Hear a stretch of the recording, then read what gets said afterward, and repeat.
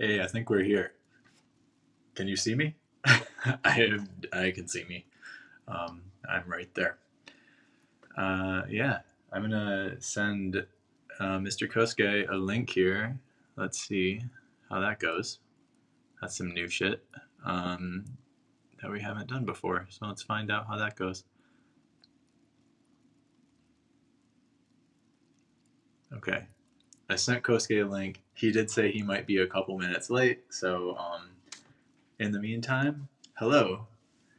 Hey Maddie, hey Caitlin, hey Don. Thank you guys for being here. I noticed a phenomenon today that I'm very I'm excited about, which is that I got really excited for the stream like this entire hour leading up to it, and I think, hey Laura, um, my my realization is that I really like doing this. I really it's a function of a couple different things. I really love the night shift community. I love you guys, and I this finally being like a weekly minimum weekly thing, at least once a week, means a lot to me. And it's yeah, in the same, I don't know, it just feels nice. And then also Kosuke, who we will be meeting today, is a very important person to me, and I feel like I've wanted to introduce you guys to him for a very long time. So that's something else I'm really excited about. I don't know, I just like this shit. It's fun. um, and yeah, I'm really happy that you're here. Hey, Oscar, good to see you. Um, yeah, the I may as well talk about Kosuke for a second before he gets here. That'll be less time that I spend uh, gushing about him and embarrassing him in real time. I think he's a genius. I've spent probably more time with him than almost anybody else in the last at least 5 years. We were living together for 4 or 5 years, working on all the music together. Anything, even things back to Endless Summer and Light Outside, and Rewind and Lemon Drop and Python, Unquit You, Vibe Till I Die, and I've just worked on so much music with him, and he's one of my biggest influences in my life. And yeah, we've known each other for 20 years, so at this point. So I'm really excited to introduce you guys to him. He's a gem of a human being, and really interesting guy too. And there's something that I've noticed about knowing Kosuke is that he to me he just is a person that burns so brightly that people that I know in our friend group, that including myself, that spend a lot of time with Kosuke, you a few things about Kosuke become a little bit a part of you. And one of those things is he's really funny. In general, he always makes me laugh, and I think that I feel like my sense of humor evolved from hanging out with him. So I'm just really excited. I don't know exactly. It might be a few minutes before he pops on, but just because I know he was like, "Hey, can we maybe move it an hour later?" And I was like, "I did send an email this class, so if we cannot do that, let's not do that." And he was like, "Okay, cool. I'll just be a couple minutes late." I'm gonna check my texts and see. All right, cool. Yeah.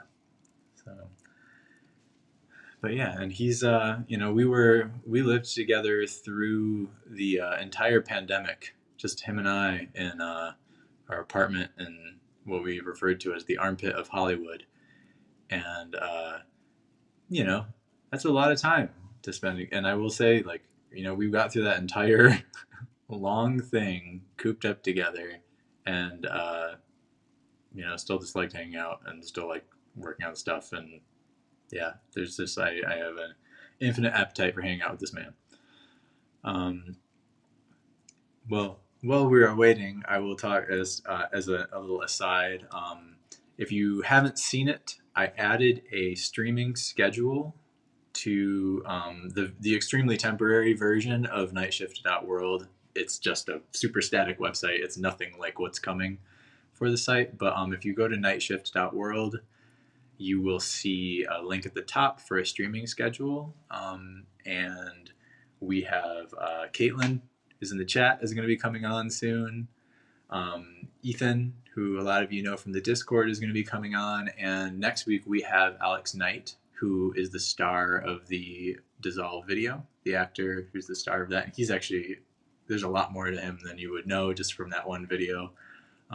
He's been in a lot of TV shows and things as an actor, and he teaches improv comedy. That's kind of his home base, and is a painter as well. So we're bringing him on, and I think this is just all starting to be,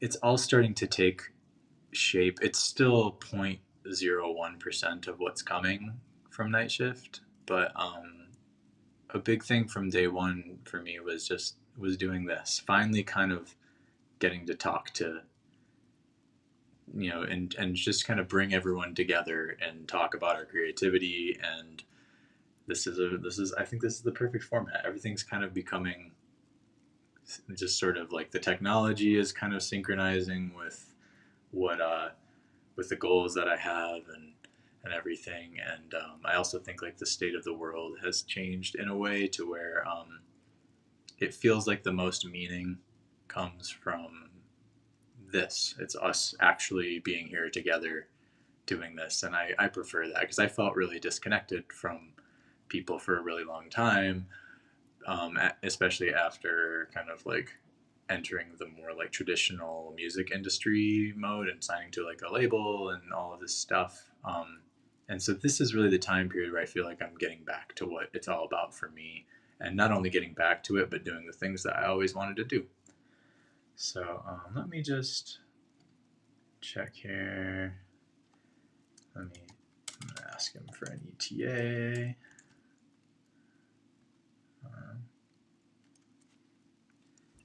So yeah, how are you guys doing in the chat? Who do we have in here? Anyone who hasn't said hi yet? It's really good to see you guys. Thank you for showing up, too. It's just like, I feel like this is like the bread and butter of my life now. Like these like weekly hangs that we have. I'm still gonna start doing them also on Mondays and Fridays, but they're gonna be a little bit different. I'm kind of deciding what those are gonna be still. But I really like these Wednesday streams, like the one we did last week with Gabe, the band name, felt really, really good, and I really realized that I like just each stream being dedicated to a hang out with one of us from the community. It just feels good. And it's not to say people won't come back in the future. I hope people do come back in the future, and we can update on everything that's happened and everything. So hey Alex, good to see you. Yeah, the haikus, he's mentioning the haikus. Alex, I noticed, jumped in and started doing the haiku interpretations on YouTube in the last day or so, and there's some really wonderful ones he did, and I hope more people jump in on that, because if not now, eventually you'll really want to, because when the site launches, there's a really cool feature that inside of the actual world that incorporates those. Hi Marla, good to see you. Thanks for coming.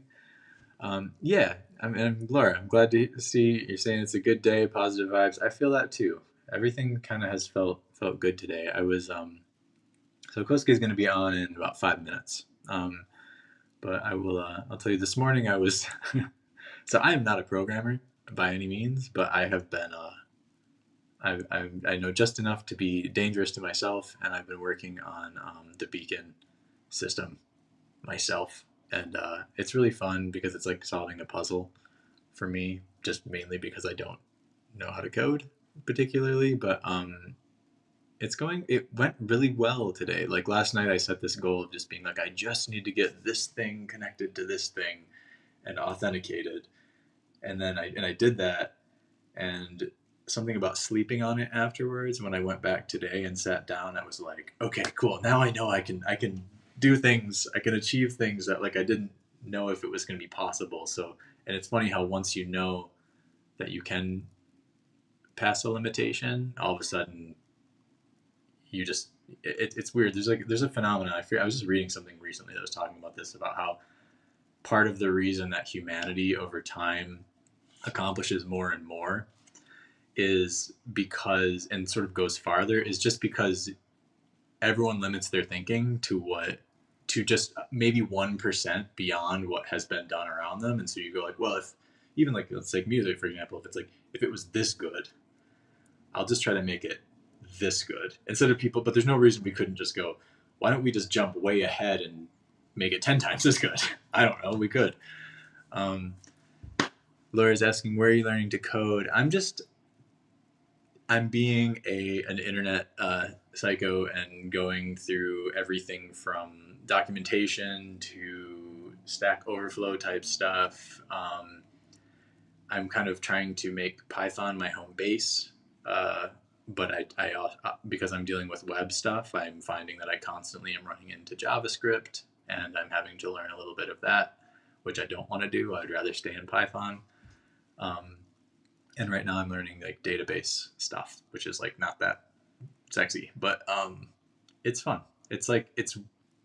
I like puzzles. I like complicated structures, as you might start to understand from NITESHIFT. So yeah, it fits right in with my brain. I actually, when I first started going to school, I went to college for 1 semester before I quit, and I was going for computer science because I wanted to make video games originally. That was what I was going to do, and because I had done a lot of self-study, I didn't really have to do any work that first semester, and I started 3 bands when I was there, and it kind of, I went home for Christmas, and I kind of was like, I feel like I'm telling myself what I want to do here, so then I just quit school and started Mason Proper, my first band that like did stuff. And actually, the reason I know Kosuke at all, and the only reason I ever met him, is because our friend Carter had a record label. He worked for the record label, and that record label signed my first band, Mason Proper. So I started working with Kosuke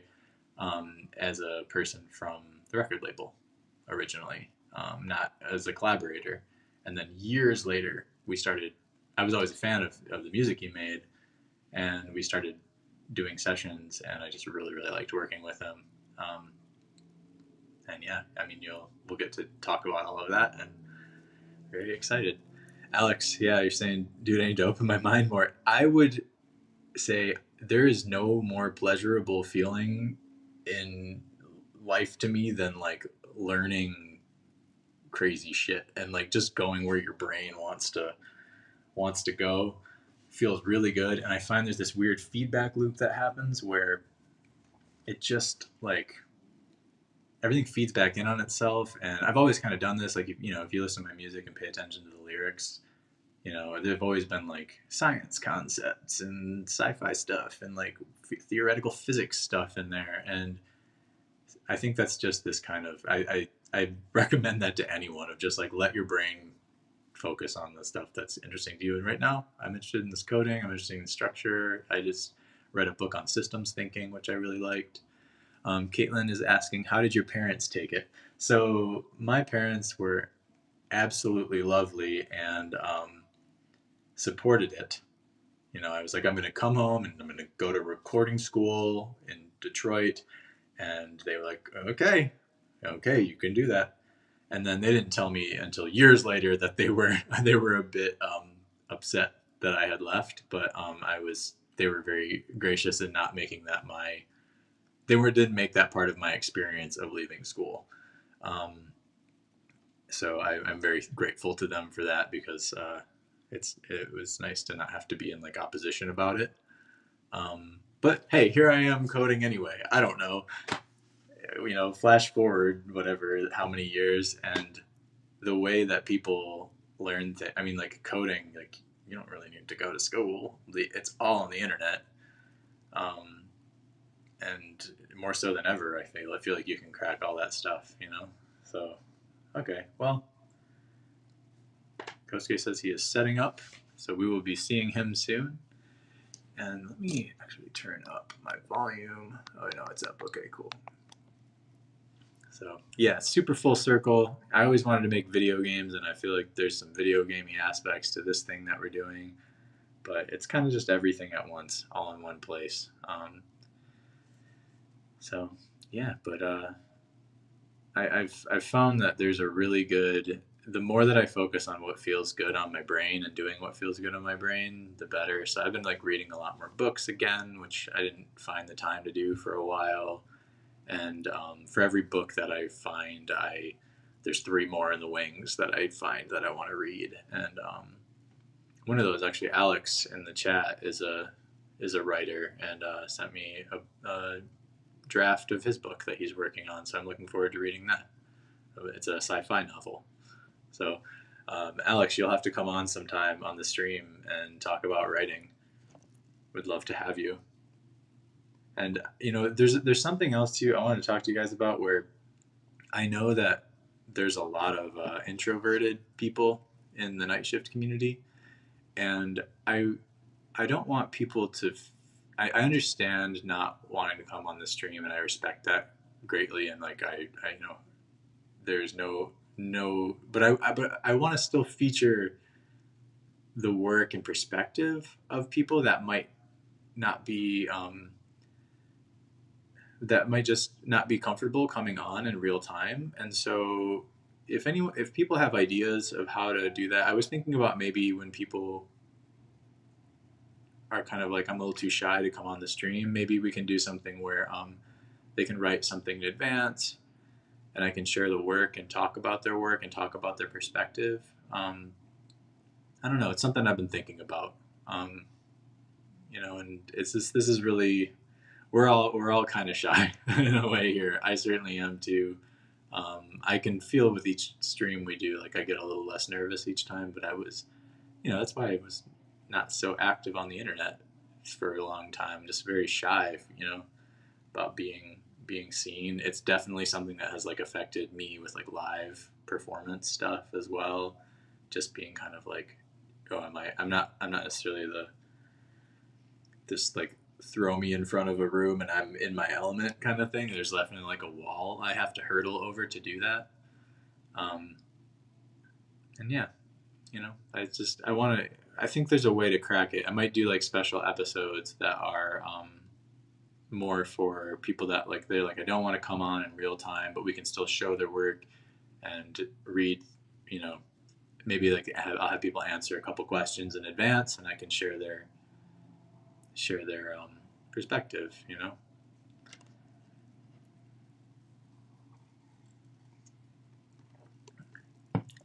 Cool. Yeah. Okay. Great. So yeah, I'm seeing in the chat that people are already, like Laura and Maddie both kind of like, are on that wave. And I know both of you do beautiful creative things as well. And I would love to share those things. So we'll find our way. I think like in the next few weeks, I'll maybe like set up a way to go about doing this. And yeah, it'll be, it's good. And trust me, I can relate. I spent years and years and years just putting things up on the internet and not really like showing up as a present human being. I would like email people back, like email everybody who bought music or anything, but I couldn't just like showing up in the moment. It's a little tougher. Yeah, we got Gabe, the band name. He was our guest last week. He's in the chat right now. I'm just checking. Yeah, I got to read the chat over here. Let's see. Speaking out. Yeah. That's the thing is like, it can be a growing process too. Like I can share the stuff if someone in the moment decides they want to jump on and even say hi. Like that's fantastic, and it's also great not to. Yeah. So there's no pressure. There's never any pressure, and there's no shame in being too shy for the internet. The internet is very weird. So, okay, Kosuke still says he's just setting up. I want to resend this link to him just in case it's like not working. I don't know if there's like a time limit on those things. But yeah, I'm very excited. I just got to see Kosuke here in Vegas. Not last week before. Yeah, and we got to hang out a little bit, and that was really nice. But yeah, we spent so much time together, and then like he kind of went home to Indiana for a bit, where he's from originally, and we haven't gotten to see each other as much. But we're about to be working on a bunch of music together, so that's really nice as well. Yeah, Caitlin saying your hands were still shaking 10 minutes after she called in. Like, yeah, I feel like it's a nice this is a nice safe place to get used to doing that kind of thing though too. You know, like there's a handful of us here and everyone's really friendly. And if anything, we're just all excited when somebody calls in. Gabe is asking, is the Fanland number the same every time for your channel? Yes, it is. Yep. Caitlin confirmed that. Yeah, I'm supposed to have a call with the people who make this streaming app, the rodeo thing that I'm using. So I'm really interested to kind of get a sense of where it's headed, and I would love to just use this for everything, but I'm kind of debating. It's like, do I want to go to normal streaming for some things so I can use OBS and share my screen and things like that? It just depends on what the streams are going to be going forward. But yeah, right now this works great. It's focused on, these are the streams that are really focused on people, and I want to bring people like Kosuke back around for specific episodes, talking about things that they made, like actually talk like song, like I really, we did the one stream that was dedicated to me breaking down Unquit You. I would love to have like Kosuke on a stream like that, and have him come back around, or people from the videos and things like that. But yeah, I think that's kind of my just while we're kind of like filling time for a second, I kind of see that being the thing. It's like, it's people come on, but they come back on, and let's update stuff. Like let's have Gabe back on when he's got some of the new music that we heard just instrumentals for it on. It would be really great to get the update. That's kind of what I see going on here as being like a best version of it. I feel like one of the things that is so major with creative stuff is like enjoying the process and not just only focusing on the result, because the enjoying the process it's worth it whether or not you ever release what you even made, but B, I just genuinely think you end up with better work if you're enjoying it. So Zach, oh my god.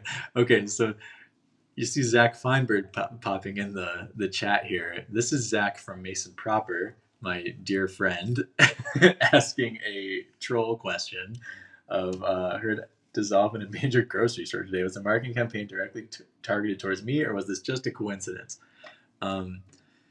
Zach, that was I specifically asked them to figure out what grocery store you were going to be in and play apparently some version of Dissolve that I'm not sure which one to you, because I really hope that you go stream it at least one time. That's my business model. I'm betting on, we got Kosuke. All right, I'm adding Kosuke to the show right now. Let's do this. Kosuke, oh my god, it was instantaneous. Instantaneous. I am so used to like hitting things and it being super slow that I was startled when you were suddenly here. Well, everybody, this is Kosuke Kasza, one of my best friends in the whole world, and you have listened to his musical work along with me many, many times, whether you realized it or not. Hopefully you did realize it. Kosuke. Probably didn't, but that's fine. How are you, John? I'm really, really good. Yeah, we were just talking about some night shift stuff and the streams in general, and I already kind of gave a little intro on you. I figured that way I didn't have to embarrass you in real time by gushing about you. Thank you. Yeah. So yep. So this is Kosuke. Kosuke, this is the people in the chat. Hi, everybody. For the night shift stream. Nice to meet all of you. Yep. Yeah, nice to meet you, Laura the Explorer. Cool. So yeah, I mean, I've already people certainly know in general who you are, why you're here, but I would, how are you doing? How are you doing today? Thanks for the time on the stream too. No, of course. Thanks for having me, man.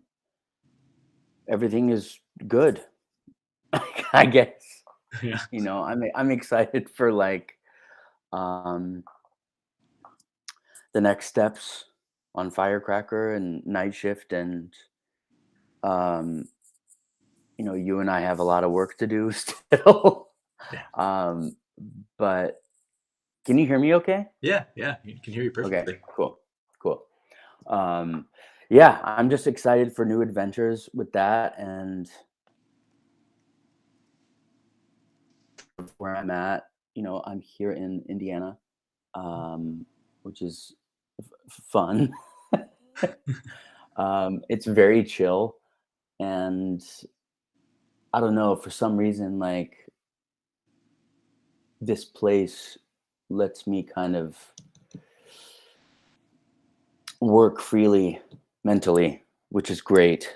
Um, LA was kind of troublesome, and London and New York, and like those places get really, um, I don't know, like claustrophobic almost Yeah. in terms of working on stuff. And I love being here with what we have coming, Yeah. Yeah. for sure. How No, are you? that's good. I mean, it's yeah. I'm glad you jumped right to even talking about like the mental side of it, because yeah, that's why. I mean, for people who don't know, Kosuke and I lived in LA for a long time together. I mentioned that earlier, and I came to Vegas. He's in Indiana right now, and it's there was a mental upgrade for sure versus being in one of these epicenters that people kind of convince you that you need to be in. you don't. Right. You don't. We all want everything comes out on the internet. That's what I'll say, and you can do that forever. Yeah. So Yeah. I don't. I just Yeah. anyone in the chat that ever feels like they're too isolated or something, like it's really not. Do your work and get it out there on the internet, and it feels better. But yeah, I'm happy to hear that it's mentally feeling good working on stuff. That's Yeah, really and good. it's not even to say like, it's not even to say like, you know, your location geographically is the reason why you're feeling a certain way. But I think through COVID and stuff, and this EP wouldn't exist without COVID. Like I think like that's really important too. Um, we wouldn't have this EP coming if we were, I don't know, separated during that time. And I think, you and I really kind of came together, vibed out, and got something done that we never thought we could get done almost. But yeah. Yeah, I mean, and there's a thing I'm experiencing now too, and especially even actually just like in real time right now, being here and like seeing you and talking about this stuff. I can't wait till we can just actually work on stuff in in real time in the same room again. Hopefully soon. Oh, I do miss that. There's an energy to it that is different. definitely. Yeah, Yeah. but Oh, yeah. well, on the topic of how we mentally feel doing stuff, would you be down to give us a little glimpse into your brain while you're working on stuff a little bit? Yeah, sure. I mean, I Yep. guess it depends on what we're working on, but yeah, Well, sure. just I mean, just as an entry point here, when you sit down to like, roll your sleeves up and do something creative on the music and like get in that headspace, like what goes on in your head? I mean, I think like the basic thing is defining what the thing is, whether it be a pop song, so we're going after X, Y, and Z, or it be a instrumental score thing, so we're going after a different thing. I think like identifying that first, what is the most important thing in this song, and kind of sheltering that in the right ways. So it's different every time, like I think, you know, Absofacto songs are different than a score piece, that are different than a pop piece, that are different than like a rock band. And that is what I really enjoy, being able to do, being able to like dig in on different things every time, like that's what's really fun to me, creatively, um, to the point where it's not really about the genre or the project or anything. It's just identifying what is the most important element, and uh, sheltering that, harnessing that in the right way, I guess. If something needs bigger drums, we add bigger drums. If something needs no drums, then we have to focus on the rest. And that those kinds of decision making moments are the most valuable, I think. And keeping in tune with those throughout the process. Obviously, projects like grow and diminish however they need to, but that is the fun part, Mhm. in my opinion. Yeah, yeah. I mean, I associate that characteristic and that goal of like kind of working on a lot of different stuff. That's like a theme. I feel like with you that like if there's one thing I associate with you, it is above all else, it's like liking to work on a lot of different stuff that's actually different from each other. Yeah, sure. I mean, because production techniques change, writing techniques have to be adapted, and obviously, if there's a vocal or not, you know. But no, I agree with you. I think like with Firecracker, it was just very long Mm-hmm. process, but it was also very focused the entire time. Mm-hmm. And we kind of honed in on what this thing should be. And that's the art of it to me. Yeah. I think like understanding the goal, or um, the focus of each project, and then going in and trying to get that done. And honestly, like with execution, you always, 90% of the time you fall flat. And so being able to adapt to that, it's not what you wanted it to be or you imagined it to be, but it's better, you know? Yeah. There's a really cool I think there's something that like with this sort of wide-reaching interest, I've always kind of like associated this other characteristic with you, where like you will you will come into making like a poppiest pop song with the same passion that you will come in making the weirdest art track possible.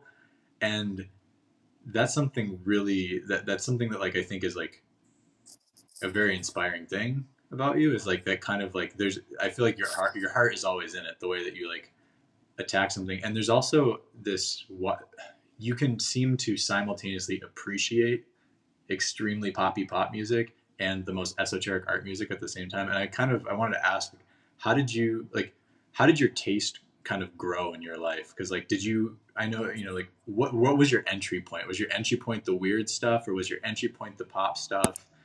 And which, I mean, I think, curious. yeah, I mean, that's a good question. I think like you and I grew up in the same generation, which was the 90s. And, we were seeing the most profitable era of music in front of our eyes. And I think when, you know, from everything from the blow up of pop punk, the blow up of boy band, the blow up of pop star, post Madonna, all that stuff was happening, and the entire industry was just making so much money. and it felt like, oh wow, well, music is a great industry to get into. And what we were met with when we actually, and going through high school bands and stuff like that, we were met with this harsh reality of um, the industry trying to catch up to technology. And I think that out of any generation, ours was kind of hindered because we couldn't. We grew up watching Backstreet Boys and Britney Spears, and but at the same time, like Blink 182, and these are like platinum selling albums, and that was such a crazy way to introduce someone to what the industry of music is, and um, we followed that, and then we had the MP3, and then we now have streaming, and it took a long time for for the industry to catch up with what is um, technologically, I guess, the norm now. And I don't think people who grew up in the 70s or 80s like really experienced that. Um, that being said, what was the question? Sorry. It was how did in terms of evolution of your taste and your ability Oh, ultimately right. to like appreciate all of those things at the same time. Right, right. Well, I grew up in a small town in the Midwest like you did. And so it pre-internet, it was all local, first of all. And it was all people who I knew in the other high school who were like, really good players. And it really started like that, I guess. And over the course of time, I was a guitar player initially, and I had um, a guitar teacher who introduced me to a lot of weird stuff. Like, you know, I'm walking in playing AC/DC, and then he's showing me John Zorn and like downtown New York, Yeah. weird experimental jazz. And like, I think the mix of those things um, were the main influences, I would say. Yeah, Scott Schultz, my guitar teacher, was very instrumental in how what my taste is now, and also how the industry reacts to those kinds of things. Because my favorite shit early on was like, yeah, I liked the Red Hot Chili Peppers. Yeah, I liked Black Flag. Yeah, I liked these bands, but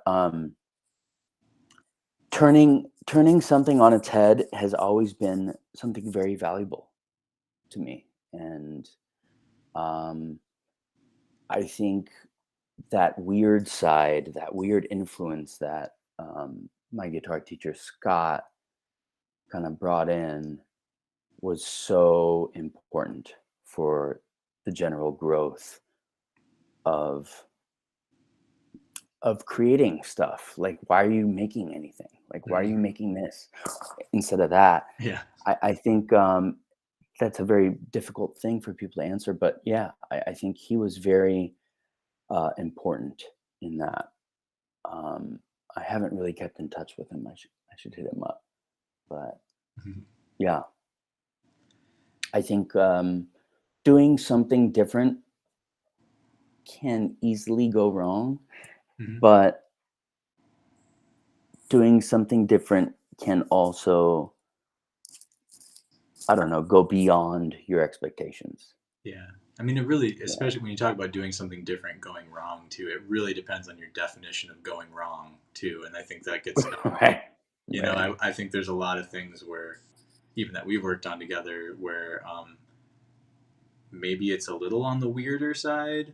To me, nothing we've put out is that weird, but the No. stuff that's a little on the weirder side, and I feel like was maybe, I don't care if it has one stream. I know it's good. You know what I mean? And like I'm proud of Yeah, and no I one think, listens to Python, but Python's great.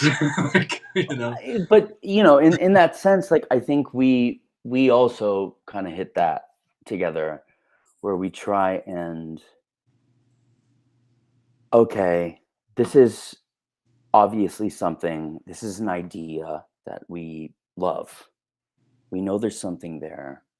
You can present it in any way you want. And I think we always strive to make it both palatable to audiences and also forward thinking enough to make it a little bit weird. Yeah. And weird isn't always good, as I said, but I think striving for that is where art comes from, Yeah. almost, There's an interesting phenomenon with that I feel like when I think about your arc as I've seen it, kind of, because you were in New York for 10 years, right? And it was not Like 15. yeah, okay, so living in New York for 15, you spent Yeah. part of your childhood in Japan, right? Mhm. And then you went to London specifically to work for a good full year, more than a year probably, because I'm sure you were going there before Yeah, your 2 years, situation. 3 years. Yeah. And it's funny because when I think about those places and I think about the music I was, the music I associate with you, there's a little bit of this like, there's certainly some influences from like Japanese city pop kind of vibe. And when I Yeah. think back to the first music I ever heard from you, some of that work stuff, the synth choices and the composition, the focus on composition, Hmm. felt like it related to that to me. I don't even know if I knew what that music was yet, but in hindsight, I heard I that. mean, I don't think I did either. But then, But and then yeah. I think about the New York era, and there was a lot of kind of DFA records, LCD sound system kind of stuff going on, which, okay, it's got these steady beats and these like, some of it's pretty compositional and like kind of Mhm. using instruments from dance music in non-dance context sometimes. And then the evolution of your music in London, I feel like where it seems like you found kind of more of a, there's the creativity flows a little differently there, and the textural taste is a little different there, and Yeah, definitely. kind of came back to the U.S. and we started making a lot of stuff, and Hmm. I really feel like I see something there that's like it's an arc that makes sense, and it's not the arc that your guitar playing would have put you on. It's another Definitely. arc. It's your hands on the keyboard and these certain like aesthetic touchstones. I'm just curious, like what comes to mind when you think about that kind of stuff. I think like when you I've been very lucky in that I've been able to travel for music because I think it's so important to embrace different styles and industries. And Warner music in the US is different from Warner music in London. It's a completely different idea, um, approach. And I really have been blessed with that, where I can kind of experience these things where the creative process is different, the industry process is different. And for London, for example, it was very much, um, I was flabbergasted by the um, openness in London and the acceptance of wild creativity that LA or New York lacked. Um, and that really influenced a lot of stuff. Um, it's when you go when I went out there, it was just like drum and bass wasn't anything I listened to before, other than a couple Ronnie Size records. But like going out there and seeing this genre of music that is non-existent pretty much in America thriving, and it was a real great learning experience for me. Like, I think that, in terms of making records in America for American radio or whatever, it kind of turned that on its head. And I was able to experience these really great, you know, subgenres that we would never have worked in. Mhm. And then going to the shows, and then, you know, keys on like the biggest drum and bass records there, like that, and seeing the progression of it was very valuable. I it's wild that, sure, I never really worked in Japan. Mhm. I came up, um, I was living there for, I don't know, total of maybe 6 years of my adolescence, but um, London was definitely a new city. I'm an adult. I'm working. Mhm. I have a manager. I am trying to make things, that are successful. And the entire thing was completely different than working in America. And I'm forever grateful for that opportunity, for sure. Mhm. I mean, I do think when I think about the sum total of all of that, and it's there's one thing that to me is just whether someone would face it as a fact or not, is there's no replacement for you in any room you walk into, like on earth. I think like no Well, one. that is very kind for you to say, Well, no, John. but like it's. I hope on some level you know that that's true. It's and I've there's a even before some of you had some of those experiences, just like very quickly when we started working together, I felt that. And like one of the things that really has always stood out to me is something that's a little bit different about the way that I feel like you approach music um, versus me, is like you have this. I see you do it where you break things down to these core compositional elements, and you like to have a grasp on the harmony and melody in a very robust kind of clear way a lot of Right. times. And I really like that. And I think that, I think about when we were, making the castle edit of someone else's dream, and you were kind of redoing the chord progression, um, and finding things where it's like missed opportunities in a progression I might have made, where it's just like, why would you go here when you could go here? And you find those things, and it's there's a strength to that I think I would say, like, for people, you know, a good example would just be like if people want to go listen to like the original Someone Else's Dream versus the acoustic version, which has some of these harmonic changes in it, you can feel this coherence to the harmony.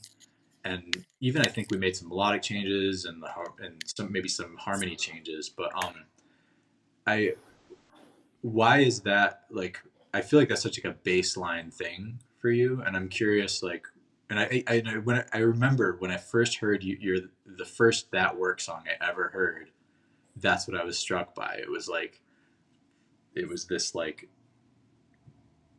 attention to detail of what the music was actually doing. Yeah. Um, I I don't know if I feel like um, I do have that instinct in me to basically figure out the melodic structure of something before the bells and whistles and everything. And Mhm. I know a lot of producers and a lot of songwriters who start with drum beats, you start with drums, or start with lyrics, Mhm. without melody. To me, it's always been about for me, the focus has always been on the melody and the the chords. And sometimes, sometimes it like works to my disadvantage in a way, because I try and force that kind of thinking process into something that should be hype focused or drum focused, or you know, whatever, like where it's like um the most important thing might not be how good a melody works over a chord change, and I don't think that's for every song. And so working with you, for example, there was a lot of, I want to say, like, you have a tendency to kind of look at a thing vibe wise first. Mhm. And that has been so tremendous in my personal, like, musical growth, where it's like, okay, a beat can make you feel better than a chord progression and a melody. Obviously, whenever everyone makes something, they want all of it Yeah. together. But like, in terms of the process, you've sent me beats that mean more to me than any beautiful composition that was written, like Mhm. that.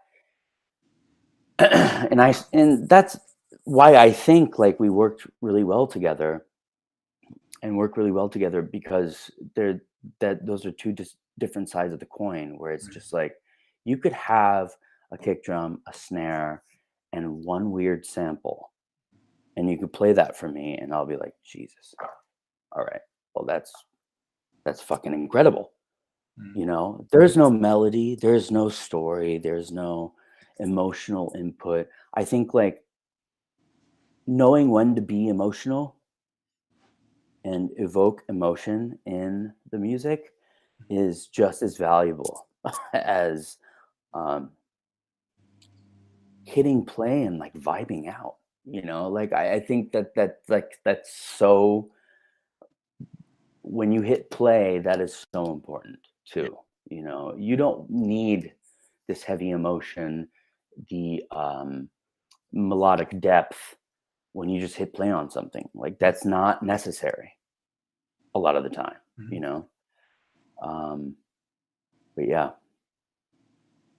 I've been enjoying thinking about work as like, kind of.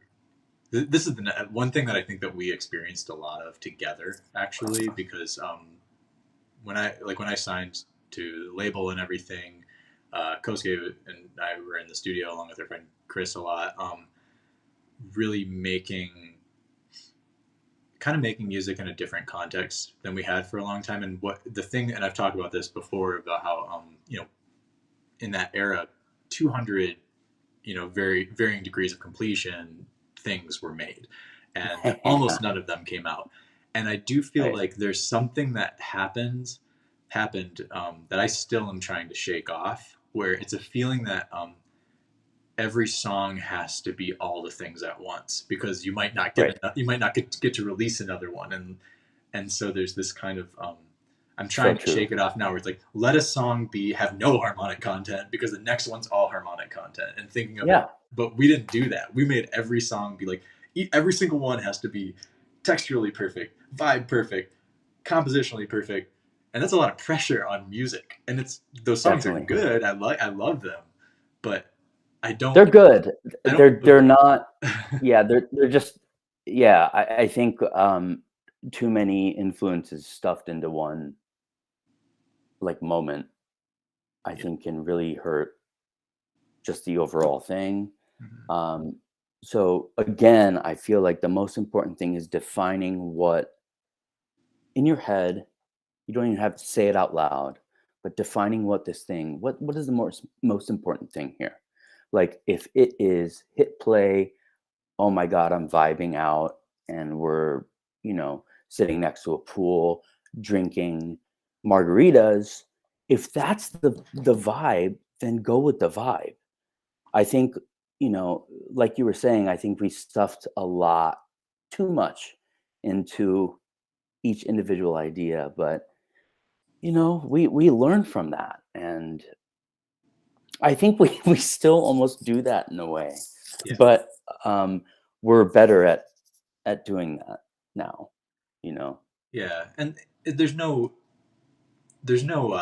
shame in it either. Like I think about like Ian Kirkpatrick, like who if people don't know who that is, producer, he did a lot of the like for instance the Dua Lipa record, he did a lot of that stuff. And those songs have hundreds of tracks and a million tiny details, and they're Mhm. still punchy and they're still clear and they're still present pop, because the thing you can run into is like if you stack so many sounds into something or so many ideas into something, it can lose that clarity. So that's a good example of like it's not like it's a bad thing to go that deep. You can do it, but it's a lot. It is like it takes a toll, and it's not always a toll that you Yeah, benefit from, because someone else is going to release something that has three sounds and it's going to be just as powerful, and yeah, nice to yeah, do both. exactly. Like I think, like Ian Kirkpatrick is an example of someone who does it really well, Yeah, where he can pack 200 tracks into a song, and it'll come out feeling so singular and together. But there is that era where we were watching, every Ableton producer make bangers with 4 tracks. yeah, And like that was, you know, that that was also like eye-opening, and that's its own level of perfection in a way, yeah. where it's just like you establish limitations, and the limitation I would assume with those songs would be time Mhm. mainly, but it's really finding they both find the appropriate core of what that song should be, whether it be a 4 track trap beat or a 250 track Dua Lipa song. Mhm. I think like they're both good in their own way. Yeah, So it is difficult to like define, I guess, a specific process. And I go back to saying like every song is different. Mhm. Every thing you make is a different approach. You're doing it for a different reason. You're trying to evoke a different emotion. Um, and defining that early on, I think is very valuable because, you and I could start something right now and it could be done in 10 minutes or it could be done in 10 years. yeah, Like it's really just about defining what the most important thing of this is, Mhm. and building a structure around that, you know. Yeah. It's funny how everything ties back to the having that sense of like where the moment that you decide where you're trying to go is very important. And it's weird because it's not to say that you should have that before you start.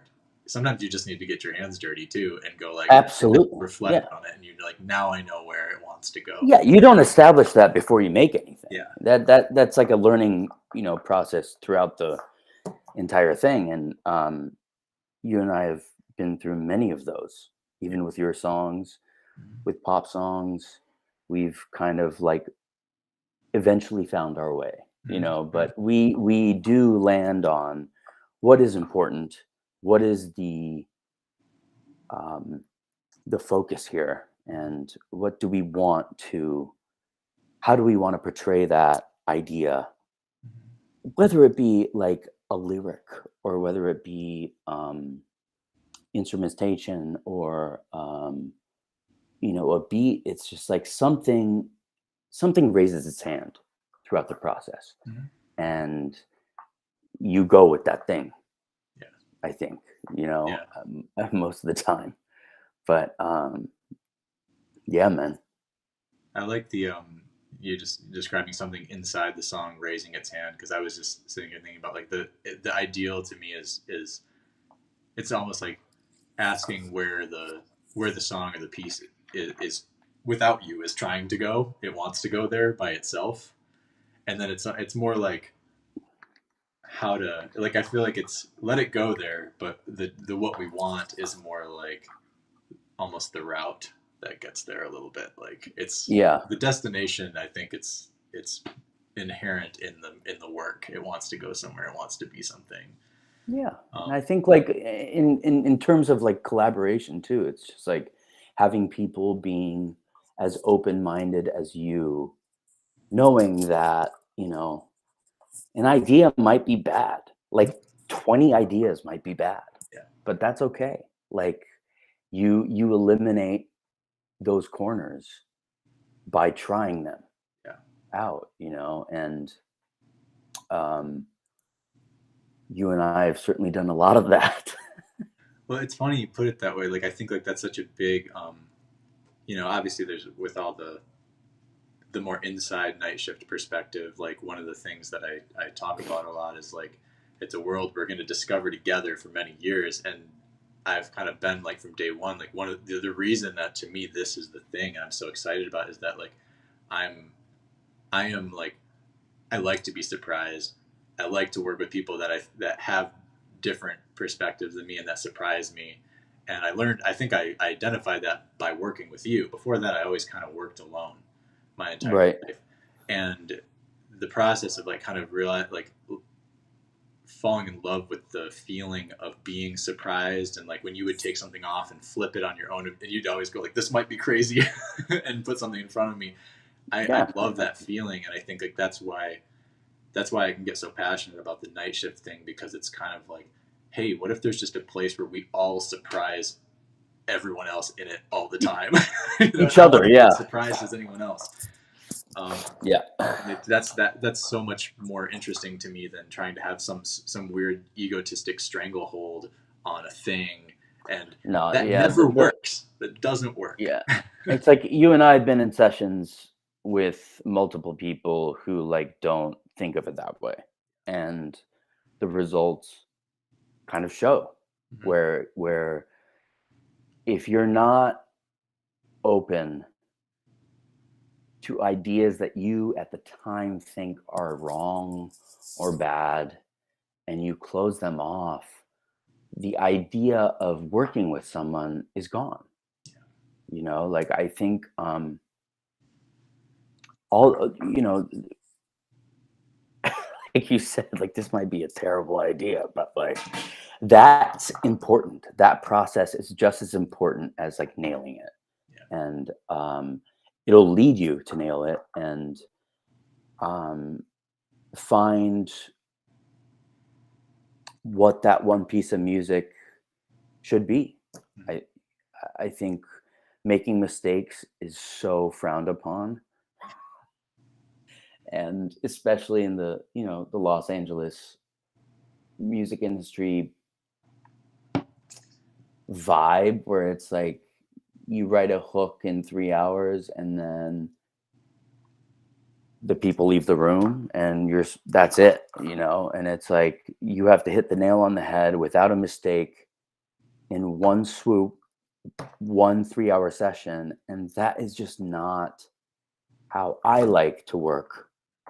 um, and it just feels a little, it feels hindering in terms of like fully having an idea blossom in front of you.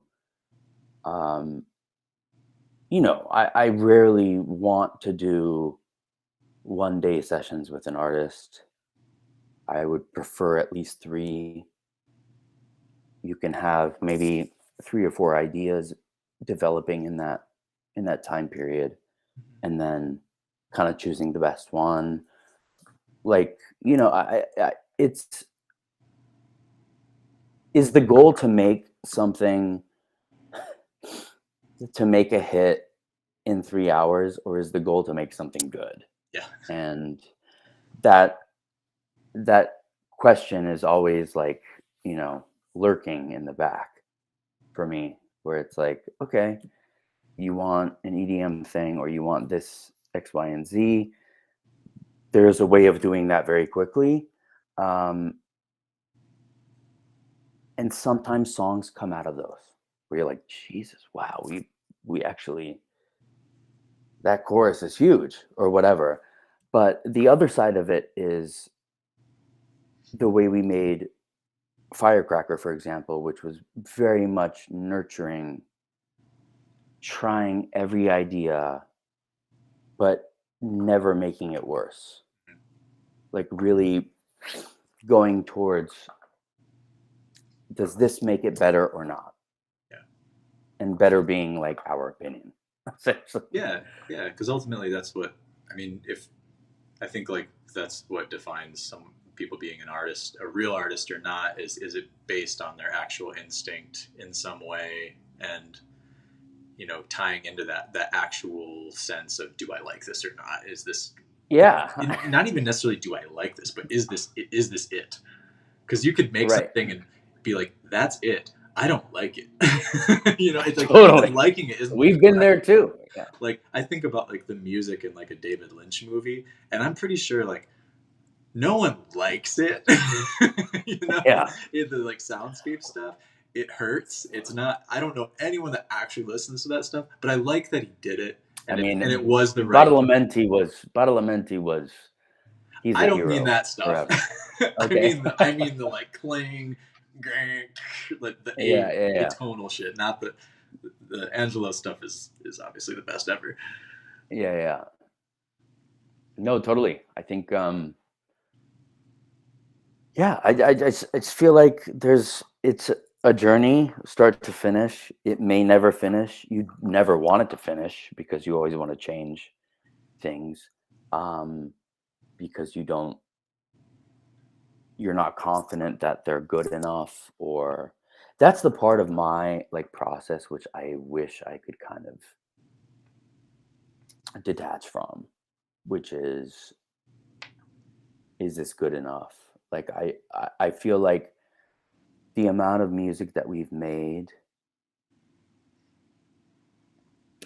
I would say 5 times more of it would have been released had we not had that. Yeah. Oh yeah. That is valuable. That um, the perfectionists in us, like that's very valuable. Don't get me wrong, and I think like we've landed on things that are um, incredible because of that characteristic in us. But I do also, I what I've never explored is the throw it out there. Yeah. Here's a 10-minute beat and an artist is going to sell this thing. Mm-hmm. You know, we've never really explored that. Or maybe I haven't even like been in that position ever, but that could be equally as gratifying. You know, I think no one, no listener wants to know, well, no listener needs to know how long a thing took, how much work went into it when they hear a song. Yeah. Like that's not what they want to know. Right. I think like some amazing tracks, amazing songs that have done in 15 minutes, with a mix and it's done. And it would be great to have the opportunity to explore that type of thing too. But no, I'm really happy with the way, you and I work. Yeah. And it's very, we know at this point when enough is enough, I think, Yeah. which is very valuable. Yeah, I mean, I would say like to me, and I think I'll stand by this for a long time. The best evolution for me was the sort of when we kind of hit on this, like we've always had the like sort of throw shit at the screen part of the process, but the thing that was like the major light bulb for me was when we started putting it closer to the what could be the end of the process, and going like, Yeah. what if all these things we slaved over and like like moving beats by milliseconds for days, and like, okay, it's perfect, now let's destroy it with garbage, and like the destroy it with garbage moment always, it's like it comes back to life. Even if it's only 10% of the things or 1% of the things you try, they end up being some of the most important things. and Definitely. Yeah. and I do think that there's this like I think when there's this is probably a thing with people whose like creative life has a frustrating level to it, which is probably almost everybody because everyone wants Right. to be like Yeah. fluid creatively. But I do think like there's and like where does this impulse to make every single piece an opus come from? And it's really just that you want your whole life of creativity to be an opus. You don't need every song to be an opus. And I really want to get closer to that. I really want to get to where it's like Yeah. the whole fucking thing's an opus. We don't have to, Right. it could be like one sound comes out and like that's enough, like whatever. Yeah. Yeah. I I think, but think like there's no logic differentiating one thing that we slave over forever, moving samples milliseconds, and a kid making something in 10 minutes that is instinctual and knee jerk, snap judgment. Here's where I'm at right now. Maybe they're under pressure, maybe they're not. Maybe that's just how they work. But like having both of those brains on, I think is a really good thing because you reach, you know, Michael Jackson Beat It, I think was mixed 86 times and it's painful. they went with the second mix. Yeah, You yeah, know, it's like one of those knowing when you're done, knowing when it's good enough, I guess, is so valuable as well, you know. As much as the creation process, as much as the perfectionism, as much as the, sequencing and the detail and all that, I think knowing when you're done is very valuable. yeah, You'll win years on your life yeah.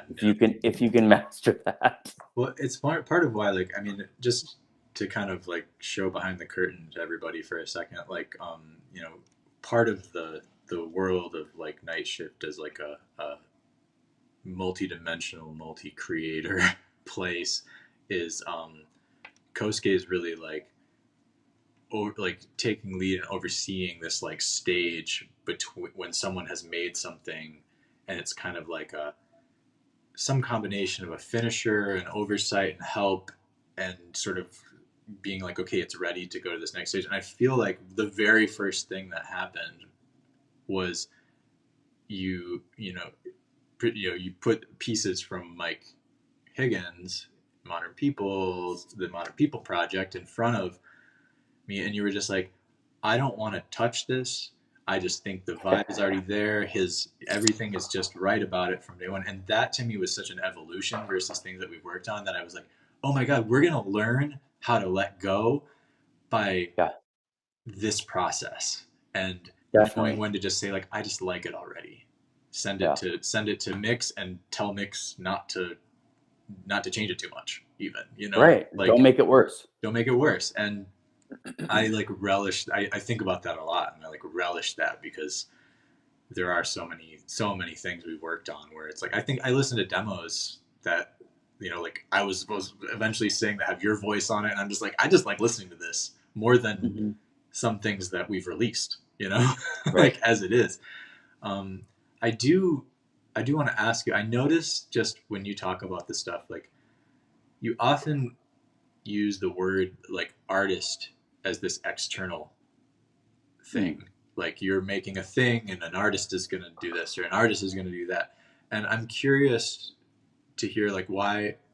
To me, you're an artist. To me, you're the artist on the stuff that you work on. So I think okay. And I know like the way the industry is structured and talks is one way, but like in reality, like I have this, I have this belief that like the producers and the writers are more the artist than the quote unquote like artist usually, which it oftentimes is just a singer that maybe didn't write the song or things like that.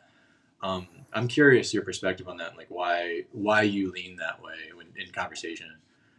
I don't know. I feel like the difference between an artist and a producer creator is very much just a terminology Yeah.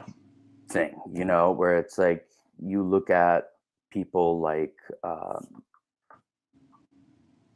Fred again Mm-hmm. or Skrillex or anyone, one of these guys who are like doing stuff under their own name without really being a visible, there's no visible like ownership over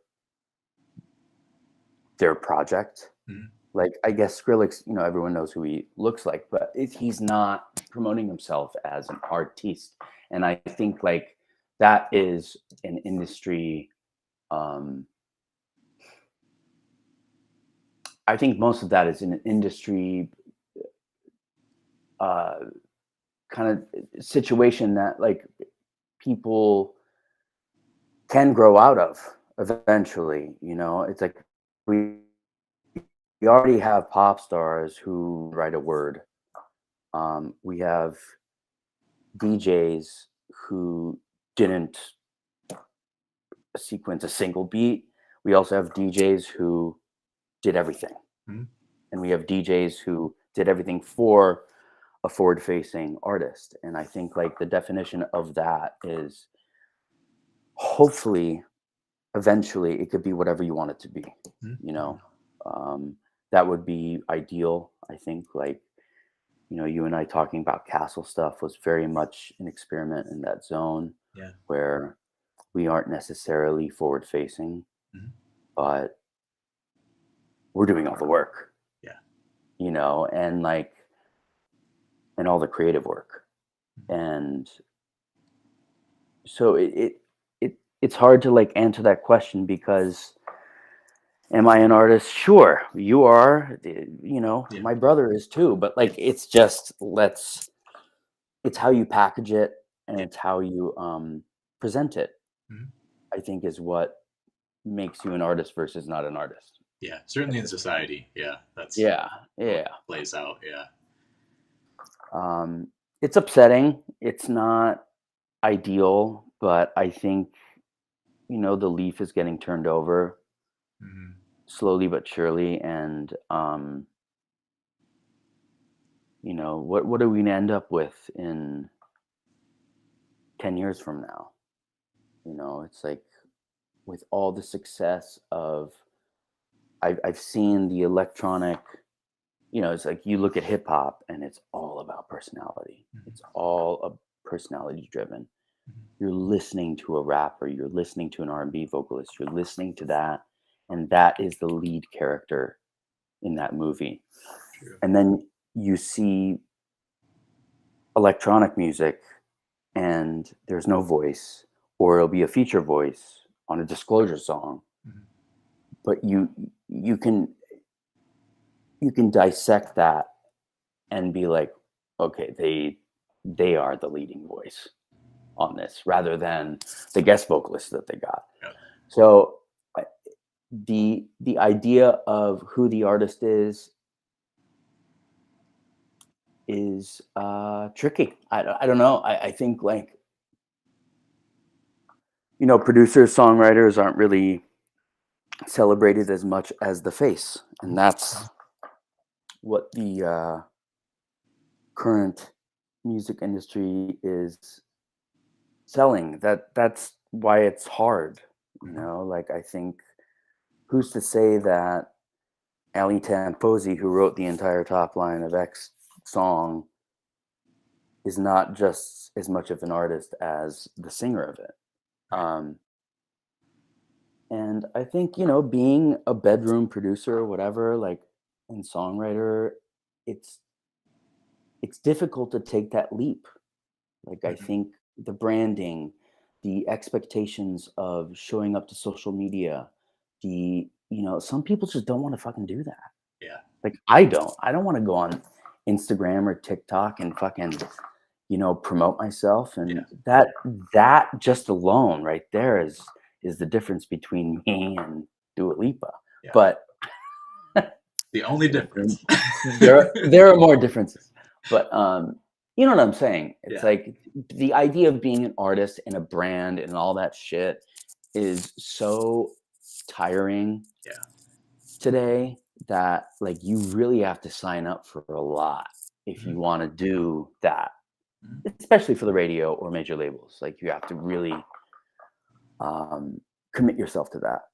and I just don't like the things that I listen to aren't artists who do that.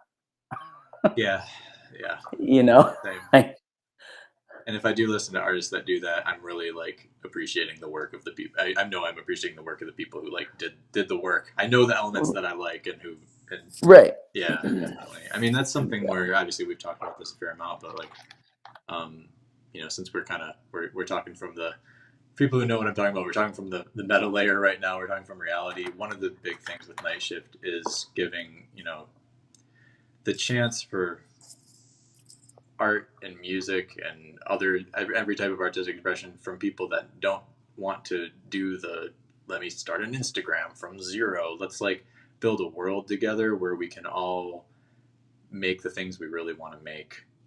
And Yeah, without this like expectation of flavor of the week as the goal, like that. yeah, That's just so, I don't know, stupid. yeah, like if you But just and time scale matters a lot. And one of the things that I run into in conversations right now is people going like, oh well, what's happening tomorrow with this thing? And I'm like, I don't even care. I mean, I do, but I care about what happens 5 years from now. Like it. And right. by checking out of the what's hot right this second thing, you can just actually pick your own course with this stuff and Mhm. go. And I find myself going, what's the thing you always wanted to make that what's the high concept idea that you always wanted to do that you've never had an excuse to do? Because the world doesn't really like have room for these like types of high concept ideas typically, like not it's Typically, but when I feel like honesty in art has just been totally lost, that when it does happen, yeah, the people will appreciate it. yeah, You know, I think it's very all honesty and all express like self-expression has been completely sucked out for the idea of having a hit that it's just really not, it's not like, and we grew up in the 90s again, like we had Backstreet Boys, we had all this stuff, but like we still had experimental artists out there, making money. yeah. It's like the Virgin Records first artist was Tangerine Dream. Mm-hmm. Mm-hmm. Think about that. Yeah. Like that is not a world we live in anymore. No, not Um, yeah. but yeah, man, I agree, and I'm glad that like we're having this conversation just because it's been a while. Yeah, definitely. Been a while. Well, I want to ask in the chat too if anyone has. I'm going to open up the call in line, and if anyone you can either if anyone has any questions for Kosuke or anything, they can you can call in or you can throw it in the chat. A lot of people call in. Yeah, yeah, it Okay, happens. sick. It does sometimes happen, but also there's a lot of us in here are more introverted, so sometimes it doesn't happen, but that's okay too. The chat is just as good, and but I would love if Kosuke also just we should if you would be down to come back on for maybe some episodes focused on certain songs, and maybe we can figure out how to rig up being able to at least have the stems handy. Yeah, definitely.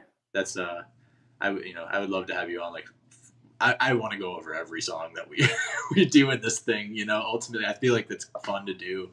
And It would be it'll be a challenge. over time. Yeah. Um, Yeah, sorry if I was too like serious or whatever. no. This is It's for fun.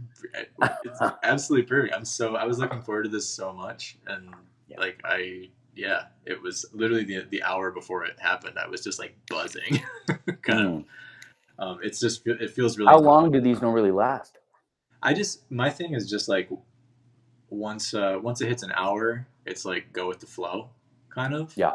And we naturally with the time period before you jumped on, we're at like an hour and a half right now, Mhm. and I think that's like a good. It's certainly not bite sized, but I think Right. it's also anyone that's still around For anyone wants hopefully to enjoying it. listen to my bullshit. Yeah. Yeah, I don't think. Well, yeah, and it's funny. It's like I you're so elusive online typically, and like I always, you know, I've been, anyone that's pays close attention, I've been tagging you on everything for years, and I've you know, tried to shout you out left and right when I can, but this feels way better. I'm just really happy to Yeah. finally like introduce you directly to these people and them to you. And there's really the people that are here, and this is the beautiful thing about all this, are like Laura, Caitlin, Alex, like Maddie. All these people are really, they've stuck with us for a long time. Okay, I'm gonna answer this call.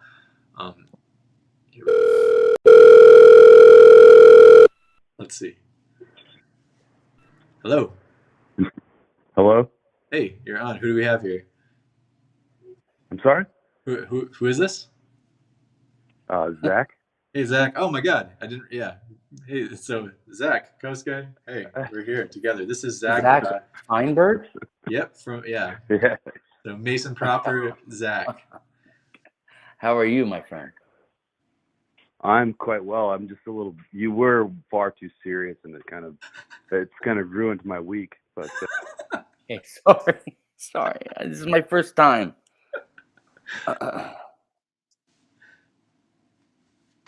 That's it. Well, this has been great, Zach. Thank you so much for calling. I love you, Zach. That was perfect. Are you still there?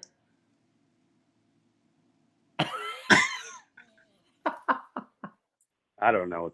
Can you hear me now? Oh, Yeah, we can hear you, man. We lost you for a second, but the when we lost you, it was perfect comedic timing. All right. Good. So, that was the plan. So I was wondering, as I was hearing you talk about your process, Kosuke, and well, I mean John as well. But you all ever? I mean, I know that the whole night shift concept is going to be multi-format in the sense that it's going to be visual art and music and whatever else. But I guess I'm just curious, when you all are composing, do you ever think in terms of, I don't know, I guess like just textures and colors and the way that you would look at a painting when you're thinking about like the way that the pieces of a musical composition come together? Yeah, I mean, certainly especially with John, like I think visual things were certainly a guideline. On the last EP, you know, we would throw on a movie and write to it. And that's sort of been a big part of John's process throughout his career and stuff. Yeah. And like, I think that is very valuable to marry,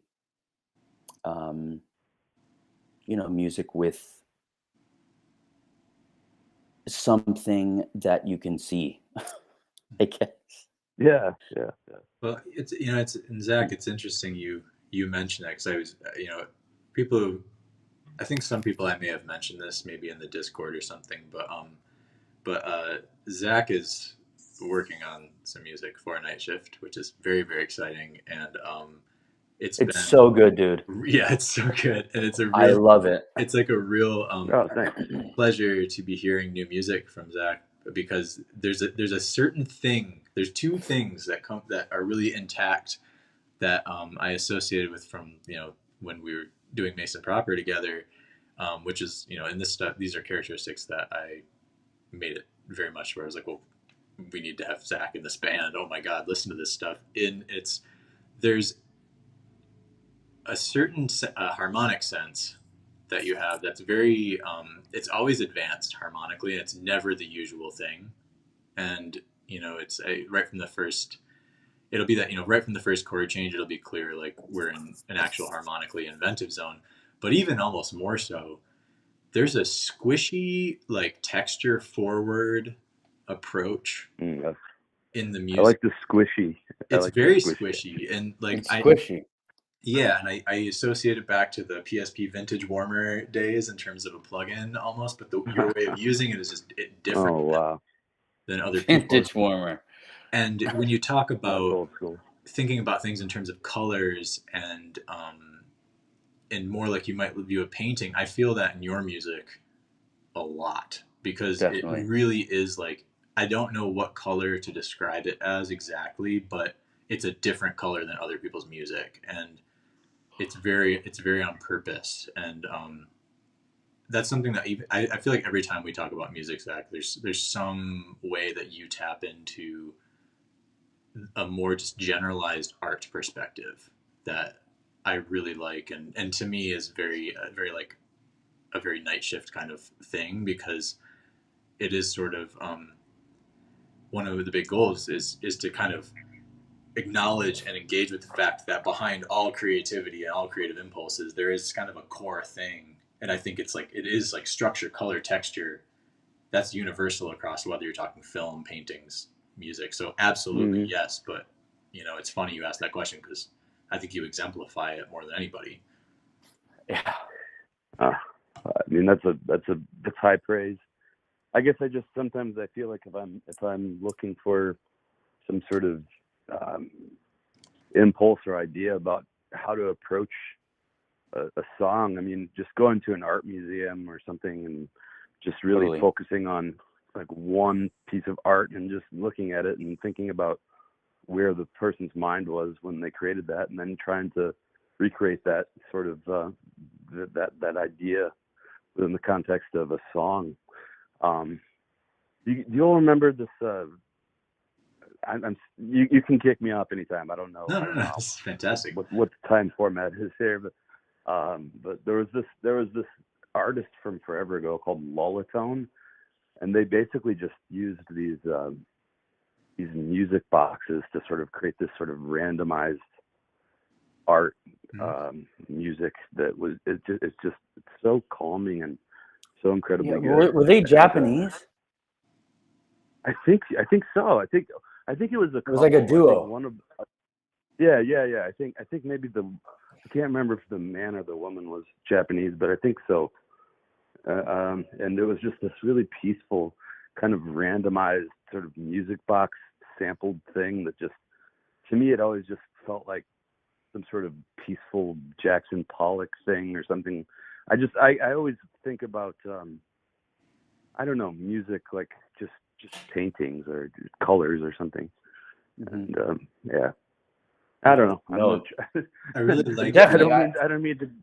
The fact that you're kind of, I really like that you're like, when you take a painting and talk about it in a musical context, taking something that arguably doesn't exist in like the time domain and then translating it to something that does. Obviously you could say, like, as you look at a painting, time passes and you might look at different places and there's a flow. Sure. But generally speaking, like, that time domain difference, I think, is such a ripe canvas for like kind of creative expression, like what comes to mind for you when you think about like translating like the non-time characteristics of a painting into a song? Mm-hmm. Yeah, and I really liked also what you all were talking about before in terms of just the difficulty of creating sort of a weird noise track compared to the difficulty of creating like a pop track. And I know this is a conversation that I've had with John a million times, and it takes but I mean I really do see that. I mean it's a different choice, it's a different vision, but it's equally difficult and it's equally artistic. It's just what's your audience and what are you trying to accomplish exactly. Totally. But I mean at the same time, but I mean having like I don't know. I mean, I guess Kosuke, you were talking about some of these earlier artists that were signed to major label contracts in the 90s that were a little bit more challenging. I mean, it's just, I don't know if we're really in a renaissance right now, but I think that what you all are trying to do is really positive, and I'm happy to contribute to the conversation any way that I can. So thank you for including me, and you already are, man. Like I think it's just like I don't know if a Radiohead will be signed to a major label in 2024, and I think a Bjork would not be signed to a major label in 2024. Right. But that's a good point. Yeah. It's shifted in that way, but I think what we're all trying to do is just make stuff we want to listen to. ultimately. Yeah. I think, like, and it's a difficult uphill battle because of these industry standards. And that's why I think Night Shift is such a good, I don't know, platform for people who just want to make shit, and Yeah. it's not about how many, TikTok fans you have Yeah. or whatever. That's like so stupid to even say out loud. But Well, yeah, man, I miss you. I want to see you. all right. Well, there was. I mean, it's been so long. How long has it been? It's been. Thanks, man. I mean, I want to see you too, man. Like, Over a decade, let's for meet sure. up. What are you doing? What are you doing tonight? Oh, thank you. Thanks. You guys aren't that far apart. Where in Michigan are you? Yeah, we're close, man. I'm in Ann Arbor, so yeah, I guess you are pretty close, realistically, because you're in Indiana right Yeah, now. I just you're saw saying, Brian right? last week. Really? Yeah, In person? I'm in Indiana. Oh, wow. Oh yeah. That's cool. See, that's very cool. Anything's possible. You just said it. Well, anyways, I shouldn't share anybody else. Anyways, there was one other thing I wanted to respond to. What was it? I don't know. I guess I'll leave it there. I think I've kind of lost my train of thought. That's okay. Thinking about. Well, you should come on, Zach, in the near future, and let's like have you. Oh yeah. It'd be great. Yeah, I'd love to do it. Are you guys eventually going to have like more opportunities to have like people on the camera? Because I'd love to weigh in on, especially conversations about creativity. I have a lot to say. Yeah. No, that's what I'm saying. I don't know what the camera factors in, but yes, absolutely. That's what I mean. Like, let's have you on. No, I think the camera is important. I think we need to see him. Yes, definitely. Yeah, we need to see you. Wait, hang on a second. Can I do this? This might work. Let's just get loose like right now. I just texted you a link, Zach. I don't know. Get on. You're saying you want camera, man. You got camera. Get on there. How do I do it? I think you just click the link that I just texted you. And what? So I'm using my phone, or what? Do I? Yeah. I think it should just work. You might have to like end the. I'm gonna end the call. Click the link I just texted you, and let's see what happens. Poor Zach. Let's see if this works. And temporarily close this. I miss you. All right. That was so good. Oh. Oh, well. I might have sent him into the abyss on accident. I don't know. Okay. Well, next time. Yeah. Well, super delayed, it says. He just, I don't know. I'll try. If not this time, then next time. I know it can do 3. I know it can. What is Rodeo, man? Rodeo is like a new beta YouTube thing that allows this stuff. Okay. Hopefully I hope they keep adding features because I like it. I really like the call-in thing. I really like the, this like video stuff. I'm hoping they. Zach, are you taking photos? Me? Zach, Zach? Do you take like photos semi-professionally, or am I on a different Zach Feinberg website? I think. Okay, I'm gonna. I feel like it didn't work. I'm gonna say that the. Sorry, 1 second.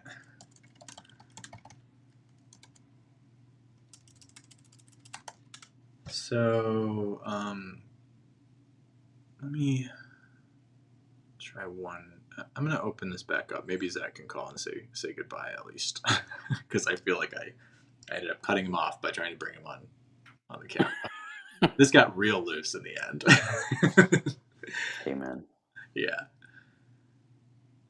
All right, I opened it back up. Zach, if you can call back in. I feel bad. I feel like I sent you into the void. Come back, Zach.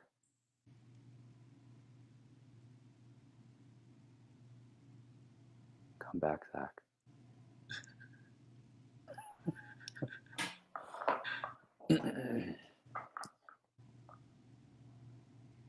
Well, technology, you know, it is beta. It is a beta thing. It is beta. So, Okay. yeah. Oh God. Well, we're gonna have to find him in the abyss, in the shadow realm. Yeah, we got to get him on next time. For Yeah. Sure. Yeah. Okay. Well, he has a lot to say about creativity, and I think that's important. Oh, I know. I'm excited to talk to him a lot more about this stuff. Yeah. Oh, it's ringing. Here we go. Is this Zach? Yeah, I mean, it's like, cut the shit, you know? Realistic, really. It just didn't work, huh? Well, I don't know. I don't understand what you're asking me to do here. Oh, well, I sent you that link. We want you on video. I want video, and I want it bad, and I want it now. I sent you the link, man. I texted it to you. You just had to click it. But I have to do it on my phone. I mean, I'm walking around. I'm on the move. I don't know. Now it's the right moment. That's okay. Okay. That's totally fine. That's all right. We'll do it next time. Caitlin wants to call in. I'm gonna end this one so she can call in. Okay. Yeah, of course. All right. Love you, dude. Let's talk soon. We'll have you on soon. All right. Thanks. Bye, Zach. Bye. Okay. So it is open. Caitlin, if you call in, should work.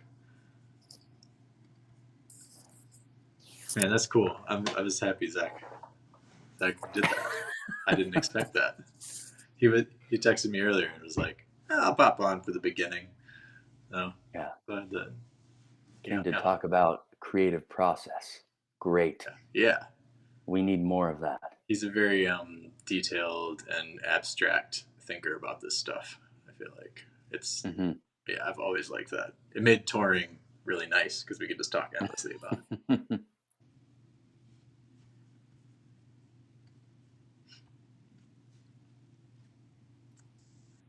Well, this is the one thing I feel like there's like some weird delays kind of sometimes with this stuff, but here we go. In terms of calling in? Yeah, okay.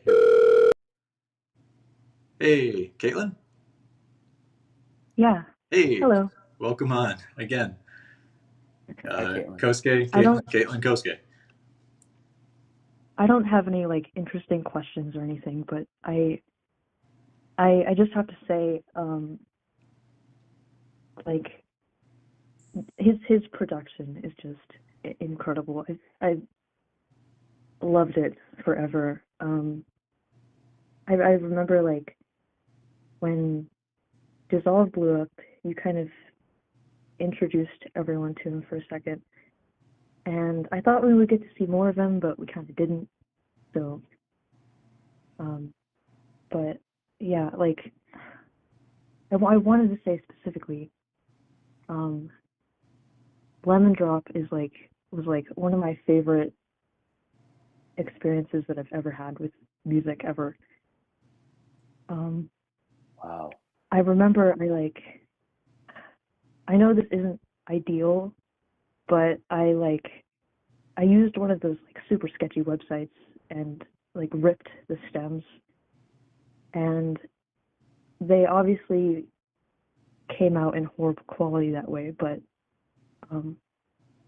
I wanted to hear like the instrumental version that way, and it was still just absolutely incredible. Just like my favorite moment in music ever.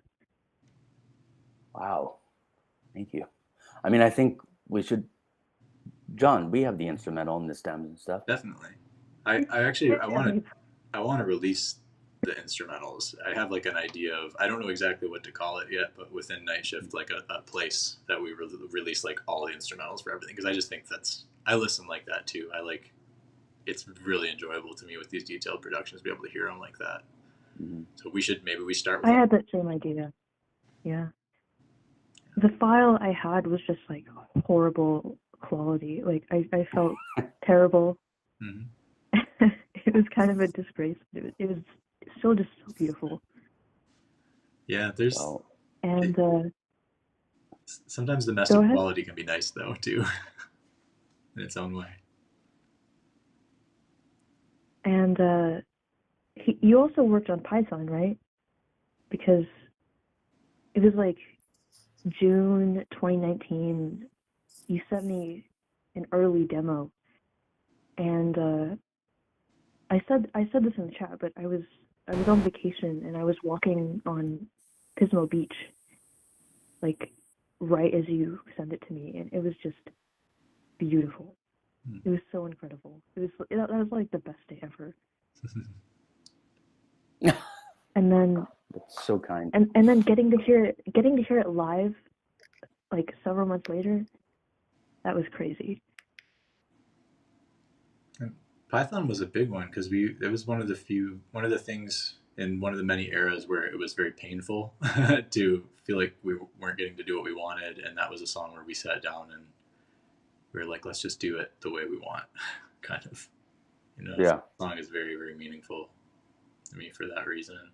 I wish those two tracks got more attention because it's just like everything surrounding that release to me was just perfect. Like the art direction was flawless.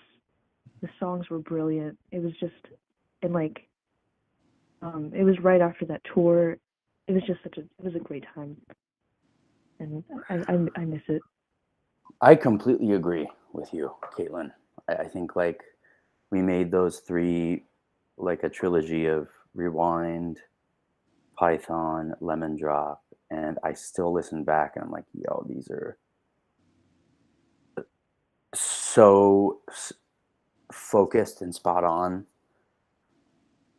a certain vibe that I still listen to those all the time.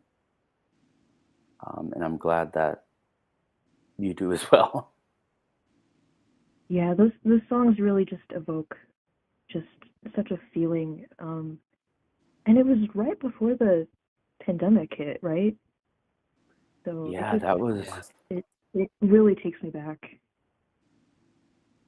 awesome. Yeah, I think John, are you trying to re-release those kind of through Night Shift and have some revamp? It's on my mind. I don't even know how much revamp they really need. It's more everything with Night Shift is usually more of like a logical and structural question, just because the integrity of the structure of it is very important to me, kind of, so that it has. I mean, the visualizers were so cool, like even down to the font and stuff with the brackets. Exactly. I'm so obsessed with the art direction. Yeah, that the image of everything was so valuable as well, and I don't know, I love those things.